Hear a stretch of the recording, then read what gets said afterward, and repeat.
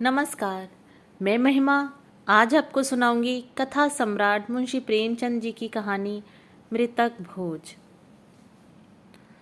सेठ रामदास ने रोगशैया पर पड़े पड़े निराशापूर्ण दृष्टि से अपनी स्त्री सुशीला की ओर देखकर कहा, मैं बड़ा अभागा हूँ शीला। मेरे साथ तुम्हें सदैव ही दुख भोगना पड़ा। जब घर में कुछ न था तो रात दिन गृहस्थी के धंधों और बच्चों के लिए मरती थी। जब जरा कुछ संभला और तुम्हारे आराम करने के दिन आए तो यूं छोड़े चला जा रहा हूँ। आज तक मुझे आशा थी, पर आज वह आशा टूट गई। देखो शीला, रो मत। संसार में सभी मरते हैं, कोई 2 साल आगे, कोई 2 साल पीछे। अब गृहस्थी का भार तुम्हारे ऊपर है।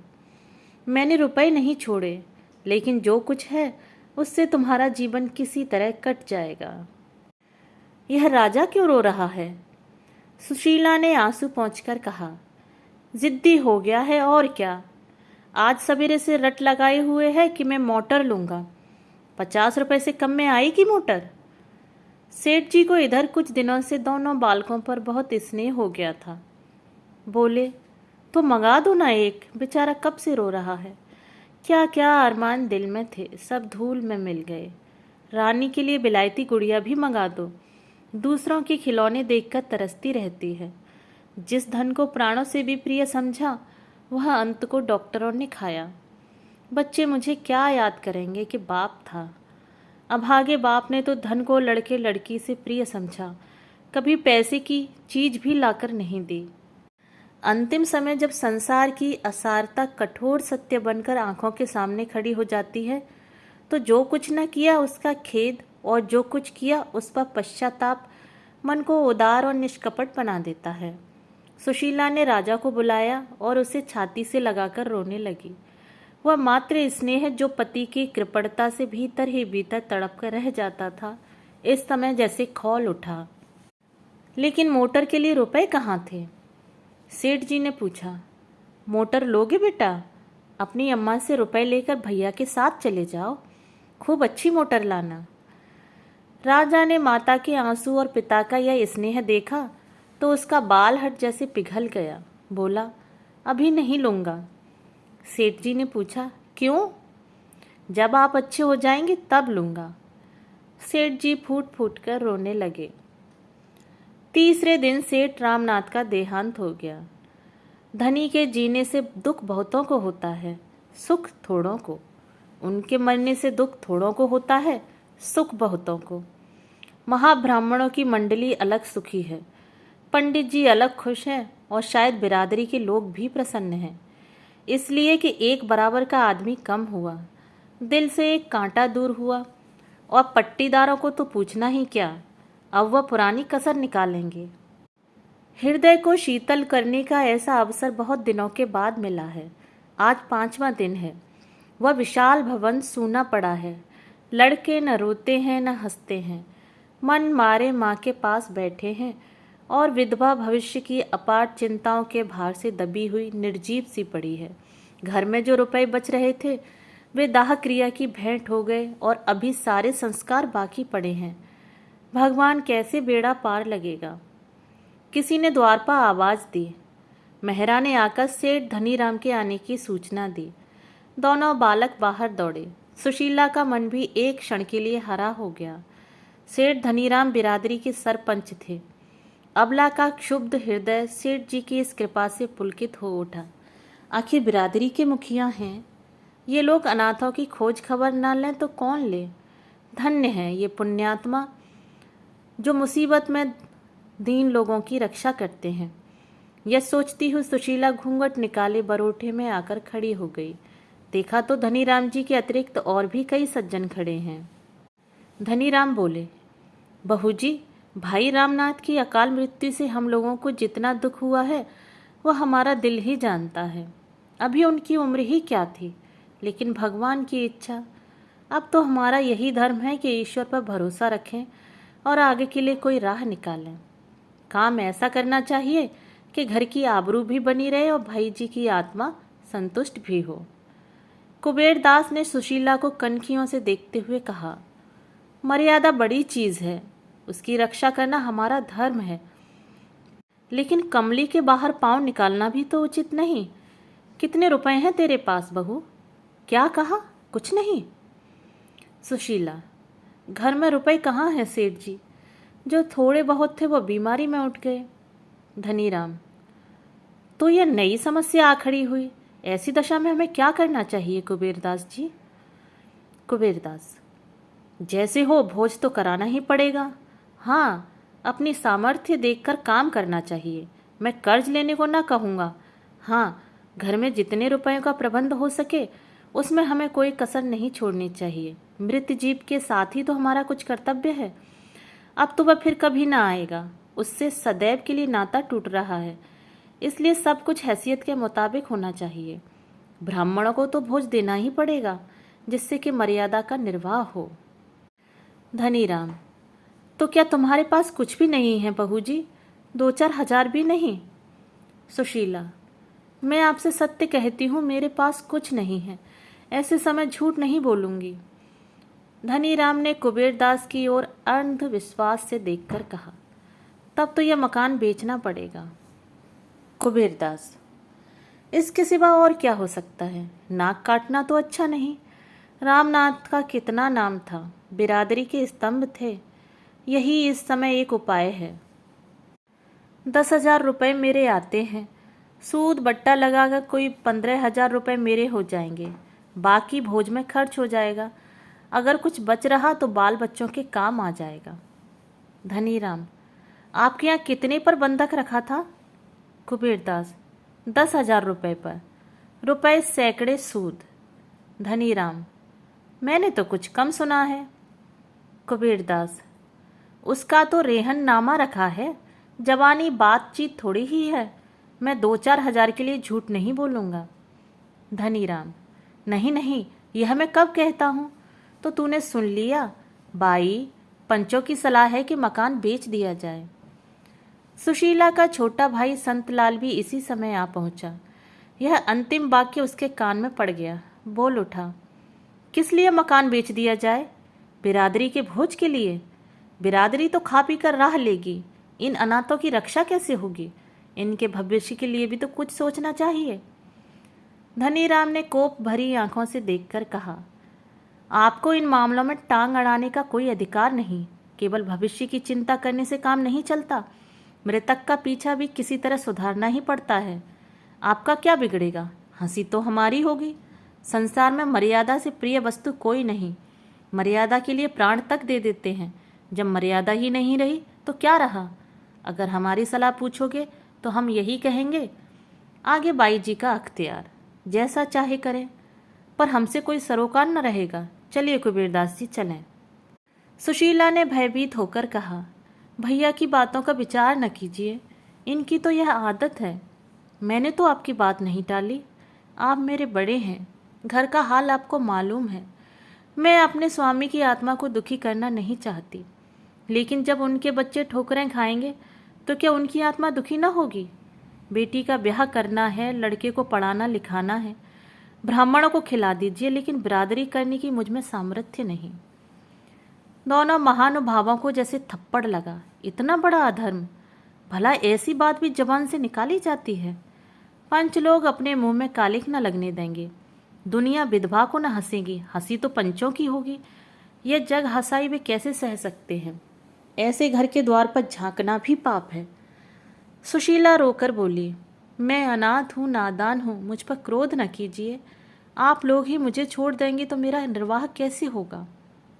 इतने में 2 महाशय और आप बिराजे। एक बहुत मोटे और दूसरे बहुत दुबले। नाम भी गुणों के अनुसार ही, भीमचंद और दुर्बल दास। धनीराम ने संक्षेप में यह परिस्थिति उन्हें समझा दी। दुर्बल दास ने सहृदयता से कहा, तो ऐसा क्यों नहीं करते कि हम लोग मिलकर कुछ रुपए दे दें? जब इसका लड़का सयाना हो जाएगा तो रुपए मिल ही जाएंगे।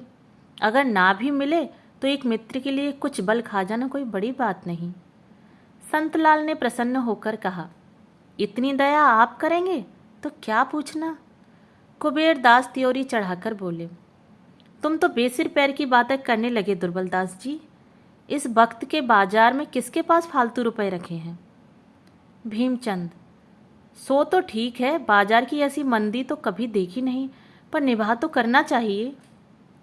कुबेरदास अकड़ गए। वह सुशीला के मकान पर दांत लगाए हुए थे। ऐसी बातों से उनके स्वार्थ में बाधा पड़ती थी। वह अपने रुपए अब वसूल करके छोड़ेंगे। भीमचंद ने उन्हें किसी तरह सचेत किया, लेकिन भोज तो देना ही पड़ेगा। उस कर्तव्य का पालन न करना समाज की नाक काटना है। सुशीला ने दुर्बलदास में सहृदयता का आभास देखा। उनकी ओर दीन नेत्रों से देखकर बोली, मैं आप लोगों से बाहर थोड़े ही हूँ, आप लोग मालिक हैं, जैसा उचित समझें वैसा करें। दुर्बलदास, तेरे पास कुछ थोड़े बहुत गहने तो होंगे भाई? हाँ, गहने हैं, आधे तो बीमारी में बिक गए, आधे बचे हैं। सुशीला ने सारे गहने लाकर पंचों के सामने रख दिए। पर यह तो मुश्किल से 3,000 में उठेंगे। दुर्बलदास ने पोटली को हाथ में तौलकर कहा, 3,000 तो कैसे जाएंगे, मैं 3,500 दिला दूंगा। भीमचंद ने फिर पोटली को तौलकर कहा, मेरी बोली 4,000 की है। कुबेरदास को मकान की बिक्री का प्रश्न छेड़ने का अवसर फिर मिला। 4,000 ही में क्या हुआ जाता है? बिरादरी का भोज है या दोष मिटाना है? बिरादरी में कम से कम 10,000 का खर्चा है, मकान तो निकालना ही पड़ेगा। संतलाल ने होंठ चबाकर कहा, मैं कहता हूँ आप लोग क्या इतने निर्दयी हैं? आप लोगों को अनाथ बालकों पर भी दया नहीं आती? क्या उन्हें रास्ते का भिखारी बनाकर छोड़ेंगे? लेकिन संतलाल की फरियाद पर किसी ने ध्यान न दिया। मकान की बातचीत अब नहीं टाली जा सकती थी। बाजार मंदा है, 20,000 से वैसे नहीं मिल सकते। 15,000 तो कुबेरदास के हैं, 5,000 बचेंगे। 4,000 गहनों से आ जाएंगे। इस तरह 9,000 में बड़ी किफ़ायत से ब्रह्म भोज और बिरादरी भोज दोनों निपट जाएंगे। सुशीला ने दोनों बालकों को सामने करके करबद्ध होकर कहा, पंचो, मेरे बच्चों का मुंह देखिए। मेरे घर में जो कुछ है वह आप सब ले लीजिए, लेकिन मकान छोड़ दीजिए। मुझे कहीं ठिकाना न मिलेगा। मैं आपके पैरों पड़ती हूँ, मकान इस समय न बेचें। इस मूर्खता का क्या जवाब दिया जाए? पंच लोग तो खुद चाहते थे कि मकान न बेचना पड़े। उन्हें अनाथों से कोई दुश्मनी नहीं थी, किंतु बिरादरी का भोज और किस तरह किया जाए? अगर विधवा कम से कम 5,000 रुपये का जुगाड़ कर दे तो मकान बच सकता है, पर वैसा नहीं कर सकती, तो मकान बेचने के सिवा और कोई उपाय नहीं। कुबेर ने अंत में कहा, देख भाई, बाजार की दशा इस समय खराब है। रुपए किसी से उधार नहीं मिल सकते। बाल बच्चों के भाग में लिखा होगा तो भगवान और किसी हीले से देगा। हीले रोजी बहाने मौत। बाल बच्चों की चिंता मत कर। भगवान जिसको जन्म देते हैं उसकी जीविका की जुगत पहले से ही कर देते हैं। हम तुझे समझाकर हार गए। अगर तू अब भी अपना हट न छोड़ेगी तो हम बात भी नहीं पूछेंगे। फिर यहाँ तेरा रहना मुश्किल हो जाएगा। शहर वाले तेरे पीछे पड़ जाएंगे। विधवा सुशीला अब और क्या करती? पंचों से लड़कर वह कैसे रह सकती थी? पानी में रहकर मगर से कौन बैठ कर सकता है? घर में जाने के लिए उठी, पर वहीं मूर्छित होकर गिर पड़ी। अभी तक आशा संभाली हुई थी। बच्चों के पालन पोषण में वो अपना वैधव्य भूल सकती थी, पर अब तो अंधकार था चारों ओर। सेठ रामनाथ के मित्रों का उनके घर पर पूरा अधिकार था। मित्रों का अधिकार ना हो तो किसका हो? स्त्री कौन होती है? जब वह इतनी मोटी सी बात नहीं समझती कि बिरादरी करना और धूमधाम से दिल खोलकर करना लाजमी बात है, तो उससे और कुछ कहना व्यर्थ है। गहने कौन खरीदे? भीमचंद 4,000 दाम लगा चुके थे, लेकिन अब उन्हें मालूम हुआ कि उनसे भूल हुई थी। दुर्बलदास ने 3,000 रुपये लगाए थे, इसलिए सौदा इन्हीं के हाथ हुआ। इस बात पर दुर्बलदास और भीमचंद में तकरार भी हो गई, लेकिन भीमचंद को मुंह की खानी पड़ी। न्याय दुर्बल के पक्ष में हुआ। धनीराम ने कटाक्ष किया, देखो दुर्बलदास, माल तो ले जाते हो, पर 3,000 से बेसी का है। मैं नीति की हत्या न होने दूंगा। कुबेरदास बोले, अजी, तो घर में ही तो है, कहीं बाहर तो नहीं गया। एक दिन मित्रों की दावत हो जाएगी। इस पर चारों महानुभाव हंसे। इस काम से फुर्सत पाकर अब मकान का प्रश्न उठा। कुबेरदास 30,000 देने पर तैयार थे, पर कानूनी कार्रवाई किए बिना संदेह की गुंजाइश थी। यह गुंजाइश क्यों कर रखी जाए? एक दलाल बुलाया गया। नाटा सा आदमी था, पोपला मुंह, कोई 50 की अवस्था। नाम था चोखेलाल। कुबेरदास ने कहा, चोखेलाल जी से हमारी 30 साल की दोस्ती है। आदमी क्या रत्न है। भीमचंद, देखो चोखेलाल, हमें यह मकान बेचना है, इसके लिए कोई अच्छा ग्राहक लाओ, तुम्हारी दलाली पक्की। कुबेरदास, बाजार का हाल अच्छा नहीं है, लेकिन फिर भी हमें यह तो देखना पड़ेगा कि रामनाथ के बाल बच्चों को टोटा ना हो। कान में, 30 से आगे न जाना। भीमचंद, देखिए कुबेरदास, यह अच्छी बात नहीं। कुबेरदास, तो मैं क्या कर रहा हूँ? मैं तो यही कह रहा था कि अच्छे दाम लगवाना। चोखेलाल, आप लोगों को मुझसे यह कहने की ज़रूरत नहीं, मैं अपना धर्म समझता हूँ। रामनाथ जी मेरे भी मित्र थे। मुझे यह भी मालूम है कि इस मकान के बनवाने में 1 लाख से कम एक पाई भी नहीं लगे, लेकिन बाजार का हाल क्या आप लोगों से छिपा है?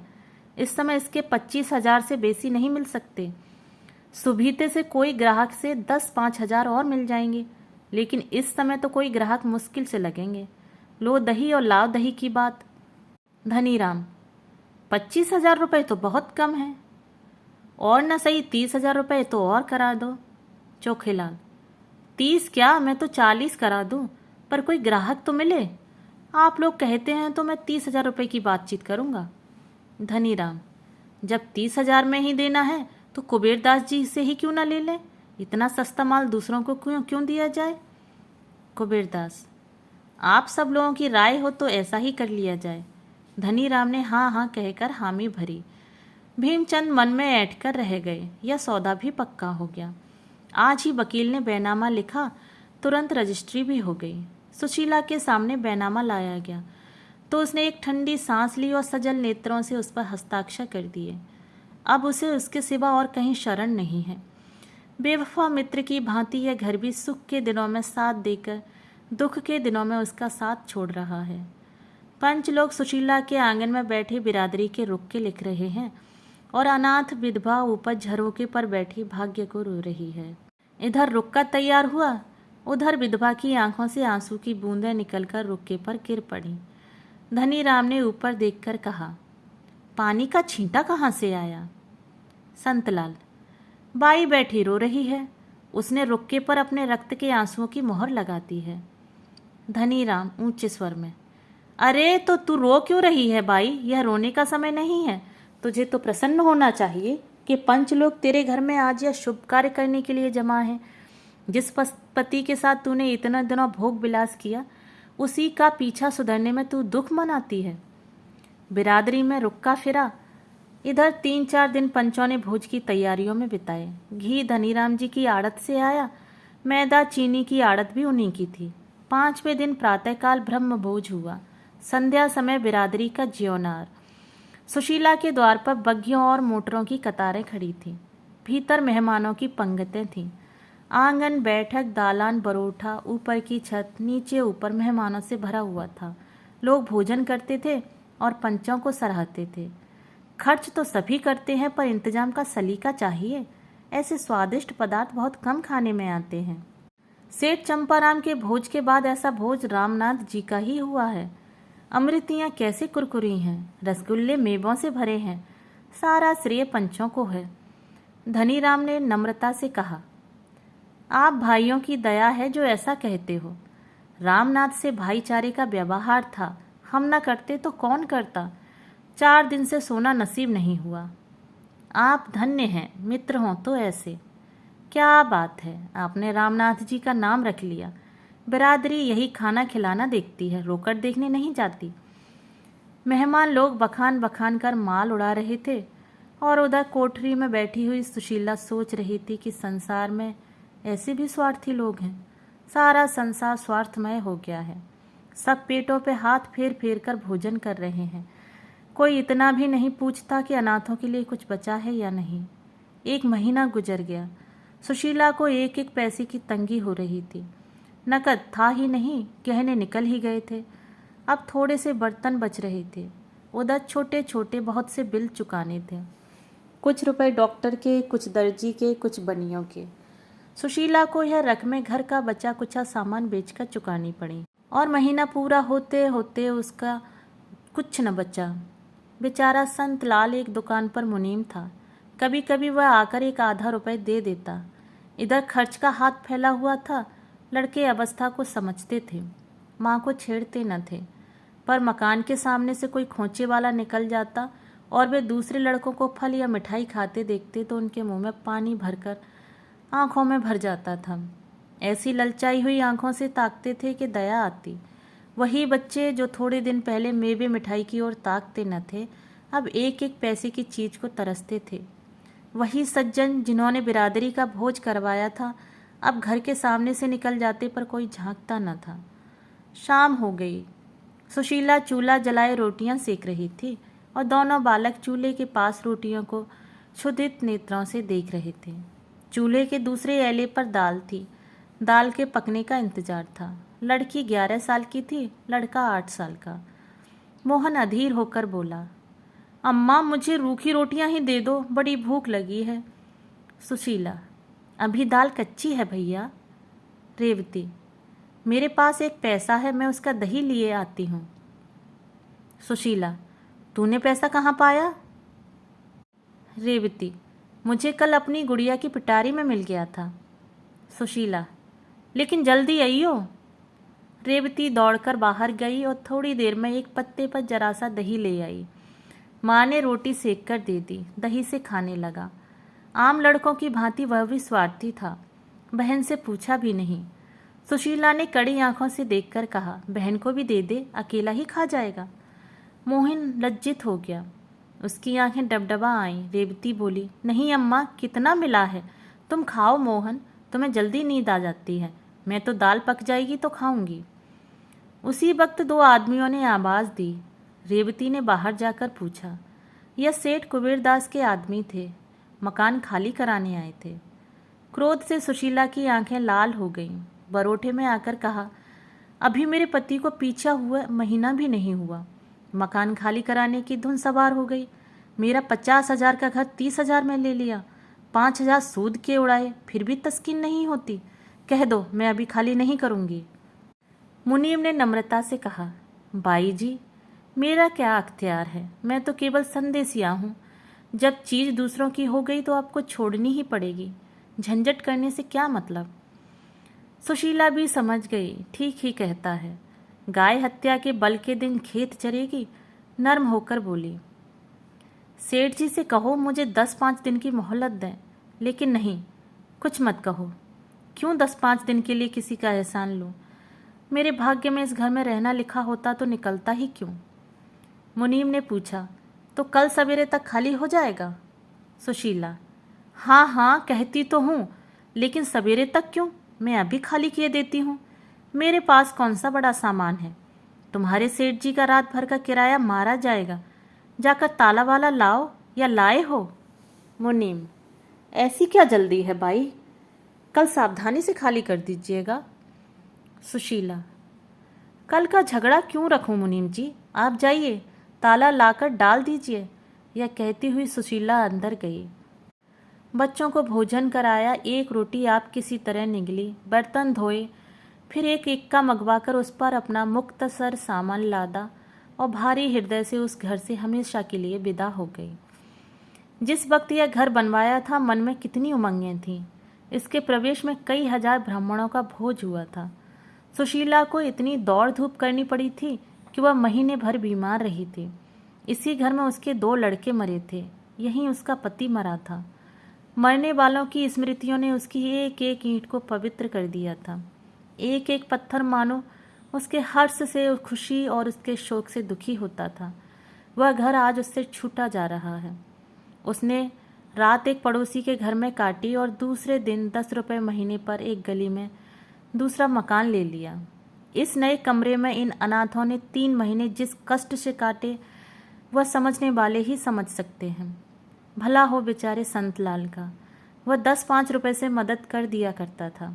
अगर सुशीला दरिद्र घर की होती तो पिसाई करती, कपड़े सीती, किसी के घर में टहल करती, पर जिन कामों को बिरादरी नीचा समझती है उसका सहारा कैसे लेती। नहीं तो लोग कहते यह सेठ रामनाथ की स्त्री है। उस नाम की लाज तो रखनी थी। समाज के चक्रव्यूह से किसी तरह तो छुटकारा नहीं होता। लड़की के 2-1 गहने बच रहे थे, वह भी बिक गए। जब रोटियों के लाले थे तो घर का किराया कहाँ से आता। 3 महीने बाद घर का मालिक, जो उसी बिरादरी का एक प्रतिष्ठित व्यक्ति था और जिसने मृतक भोज में खूब बढ़ बढ़कर हाथ मारे थे, अधीर हो उठा। बेचारा कितना धैर्य रखता। 30 रुपए का मामला है, रुपए 8 आने की बात नहीं है। इतनी बड़ी रकम नहीं छोड़ी जाती। आखिर एक दिन सेठ जी ने आकर लाल लाल आंखें करके कहा, अगर तू किराया नहीं दे सकती तो घर खाली कर दे। मैंने बिरादरी के नाते इतनी मुरोबत की, अब किसी तरह काम नहीं चल सकता। सुशीला बोली, सेठ जी, मेरे पास रुपए होते तो पहले आपका किराया देकर तब पानी पीती। आपने इतनी मुरोबत की, इसके लिए मेरा सिर आपके चरणों पर है, लेकिन अभी मैं बिल्कुल खाली हाथ हूँ। यह समझ लीजिए कि एक भाई के बाल बच्चों की परवरिश कर रहे हैं, और क्या कहूँ। सेठ, चल चल, इस तरह की बातें बहुत सुन चुका। बिरादरी का आदमी है तो उसे चूस लो। कोई मुसलमान होता तो उसे चुपके से महीने महीने दे देती, नहीं तो उसने निकाल बाहर किया होता। मैं बिरादरी का हूँ, इसीलिए मुझे किराया देने की दरकार नहीं। मुझे मांगना ही नहीं चाहिए, यही तो बिरादरी के साथ करना चाहिए। इसी समय रेवती भी आकर खड़ी हो गई।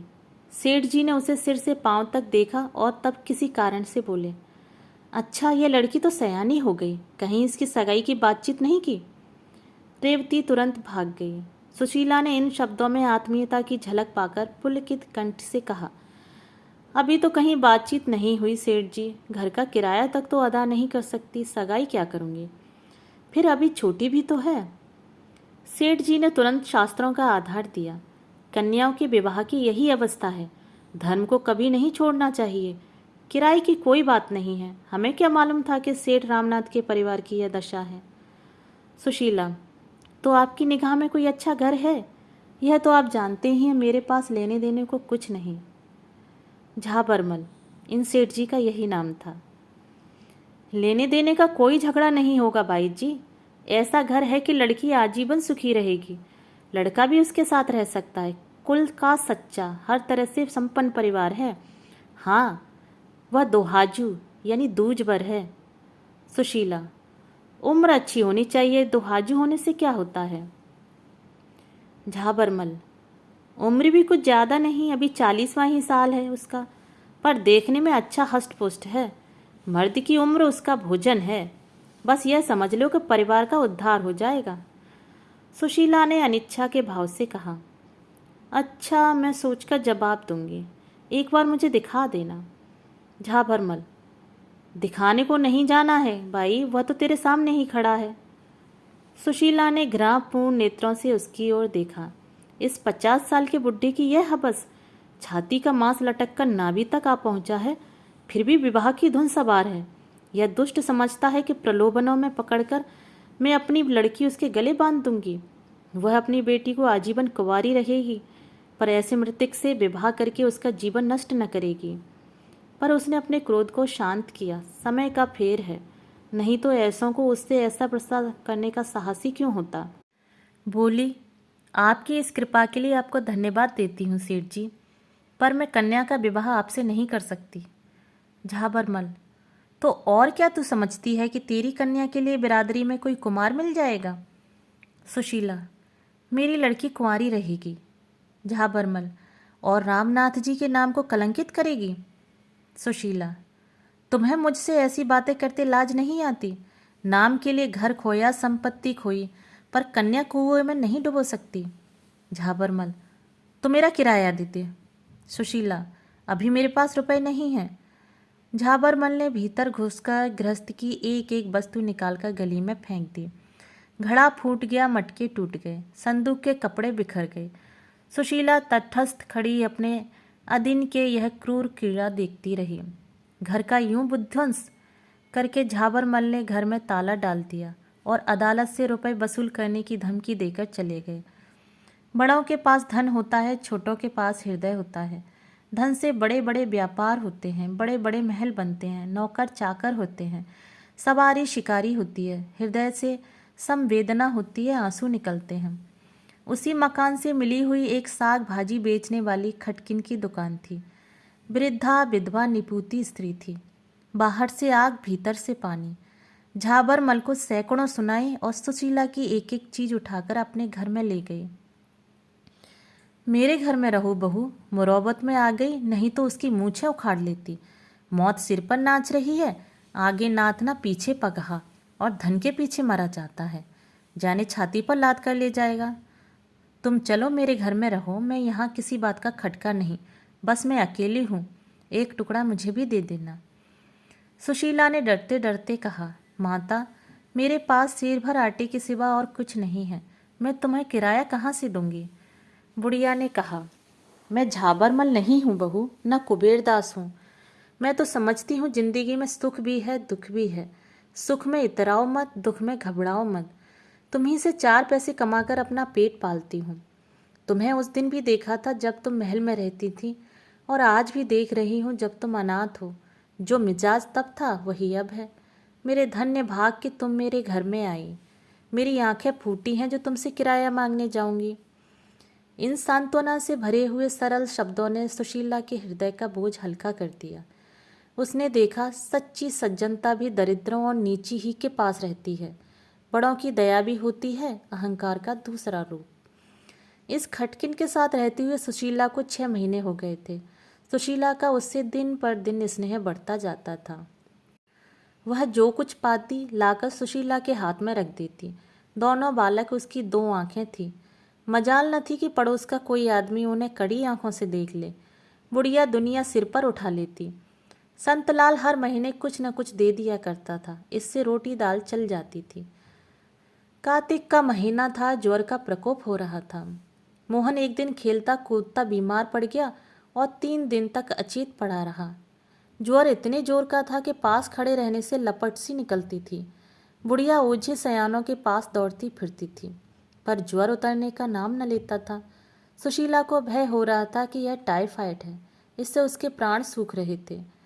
चौथे दिन उसने रेवती से कहा, बेटी, तूने बड़े पंच जी का घर तो देखा है, जाकर उनसे कह भैया बीमार है, कोई डॉक्टर भेज दें। रेवती को कहने भर की देर थी, दौड़ती हुई सेठ कुबेरदास के घर गई। कुबेरदास बोले, डॉक्टर की फीस 16 रुपए है, तेरी माँ दे देगी। रेवती ने निराश होकर कहा, अम्मा के पास रुपए कहाँ हैं। कुबेरदास, तो फिर किस मुंह से मेरे डॉक्टर को बुलाती है। तेरा मामा कहाँ है, उनसे जाकर कह सेवा समिति से कोई डॉक्टर बुला ले जाए, नहीं तो खैराती अस्पताल में क्यों नहीं लड़के को ले जाती, या अभी वहीं पुरानी बू समाई हुई है। कैसी मूर्ख स्त्री है, घर में टका नहीं और डॉक्टर का हुक्म लगा दिया। समझती होगी फीस पंचजी दे देंगे। पंचजी क्यों दें फीस, बिरादरी का धन धर्म कार्य के लिए है, यूं उड़ाने के लिए नहीं है। रेवती माँ के पास लौटी, पर जो कुछ सुना था वह उससे न कह सकी। घाव पर नमक क्यों छिड़के, बहाना कर दिया, बड़े पंचजी कहीं गए हैं। सुशीला को मुनीम से क्यों नहीं कहा। यहाँ क्या कोई मिठाई खाया जाता था जो दौड़ी चली आई। इसी वक्त संतलाल एक वैद्य जी को लेकर आ पहुंचा। वैद्य भी एक दिन आकर दूसरे दिन न लौटे। सेवा समिति के डॉक्टर भी 2 दिन बड़ी मिन्नतों से आए, फिर उन्हें भी अवकाश न रहा और मोहन की दशा दिनों दिन बिगड़ती जाती थी। महीना बीत गया, पर ज्वर ऐसा चढ़ा कि एक क्षण के लिए भी न उतरा। उसका चेहरा इतना सूख गया था कि देखकर दया आती थी। न कुछ बोलता न कहता, यहाँ तक कि करवट भी नहीं बदल सकता था। पड़े पड़े देह की खाल पट गई, सिर के बाल गिर गए, हाथ पांव लकड़ी हो गए। संतलाल काम से छुट्टी पाता तो आ जाता, पर इससे क्या होता, तीमारदारी दबा तो नहीं है। एक दिन संध्या समय उसके हाथ पांव ठंडे हो गए। माता के प्राण पहले से ही सूखे हुए थे। यह हाल देखकर रोने पीटने लगे। मिन्नतें तो बहुतेरी हो चुकी थीं। रोती हुई मोहन की खाट के साथ फेरे करके हाथ बांधकर बोली, भगवान, यही मेरे जन्म की कमाई है। अपना सर्वस्व खोकर भी मैं बालक को छाती से लगाए हुए संतुष्ट थी, लेकिन यह चोट न सही जाएगी। तुम इसे अच्छा कर दो, इसके बदले मुझे उठा लो, बस मैं यही दया चाहती हूँ। दयामय, संसार के रहस्य को कौन समझ सकता है। क्या हम में से बहुतों को यह अनुभव नहीं कि जिस दिन हमने बेईमानी करके कुछ रकम उड़ाई, उसी दिन उस रकम का दुगना नुकसान हो गया। सुशीला को उस दिन रात को ज्वर आ गया। उसी दिन मोहन का ज्वर उतर गया। बच्चे की सेवा शुश्रूषा में आधी तो यूं ही रह गई थी। इस बीमारी ने ऐसा पकड़ा कि फिर न छोड़ा। मालूम नहीं देवता बैठे सुन रहे थे या नहीं। उसकी याचना अक्षरशः पूरी हुई। 15वें दिन मोहन चारपाई से उठकर माँ के पास आया और उसकी छाती पर सिर रखकर रोने लगा।